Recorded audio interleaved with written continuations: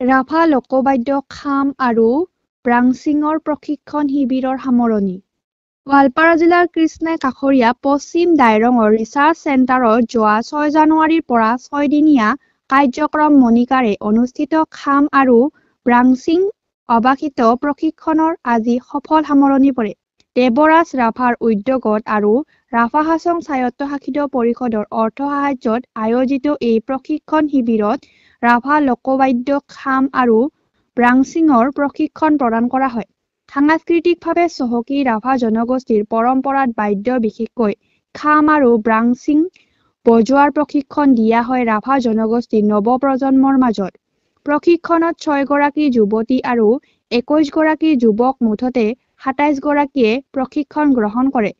লোকবাদ্যৰ প্ৰশিক্ষণ প্ৰদান কৰে বীৰেন ৰাভা, মুকুল ৰাভা আৰু জিতেন ৰাভাই। আজিৰ প্ৰশিক্ষণৰ সামৰণি অনুষ্ঠানৰ লগত সংগতি ৰাখি আয়োজিত সভাত সভাপতিত্ব কৰে স্থানীয় পশ্চিম দাইৰং গাঁৱৰ গাঁওবুঢ়া ইউলেন ৰাভাই। সভাত সন্মানীয় অতিথি হিচাপে উপস্থিত থাকি বিশিষ্ট শিল্পী তথা সদৌ ৰাভা কৃষ্টিৰ সন্মিলনৰ সভাপতি তথা বিশিষ্ট শিল্পী দীপক পামে প্ৰশিক্ষণত অংশগ্ৰহণ কৰা যুৱক-যুৱতীসকলক ৰাভা জনগোষ্ঠীৰ পৰম্পৰাত লোকবাদ্যৰ বিষয়ে অৱগত কৰাৰ লগতে নৱপ্ৰজন্মই লোকবাদ্যৰ প্ৰতি দেখুওৱা আগ্ৰহত সন্তোষ প্ৰকাশ কৰে।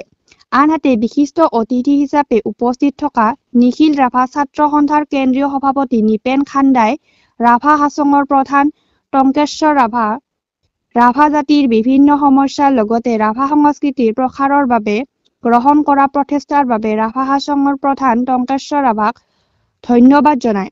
আনহাতে সভাখনত ৰাভা হাছং স্বায়ত্তশাসিত পৰিষদৰ অধ্যক্ষ চাৰুমোহন ৰাভা, গোৱালপাৰা জিলাৰ আৰছুৰ সভাপতি বিৰঞ্জন ৰাভা, সদৌ ৰাভা কৃষ্টিৰ সন্মিলনৰ সভাপতি তথা বিশিষ্ট শিল্পী দীপক পাম, অনাতাঁৰ শিল্পী ধৰণী পাম, জিলা ষষ্ঠ অনুসূচী দাবী সমিতিৰ সভাপতি ৰত্নেশ্বৰ ৰাভা আদিকে ধৰি বহু লোক উপস্থিত থাকে। অনুষ্ঠানৰ আঁত ধৰে দেৱৰাজ ৰাভা আৰু অনিল ৰাভাই।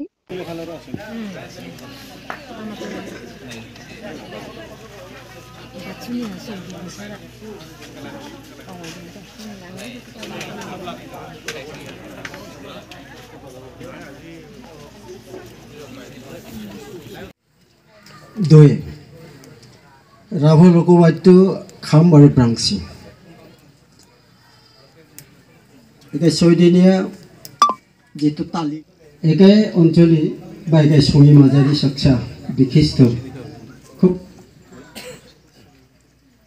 চুংকাইকাই চিবাদং চুংকাইকাই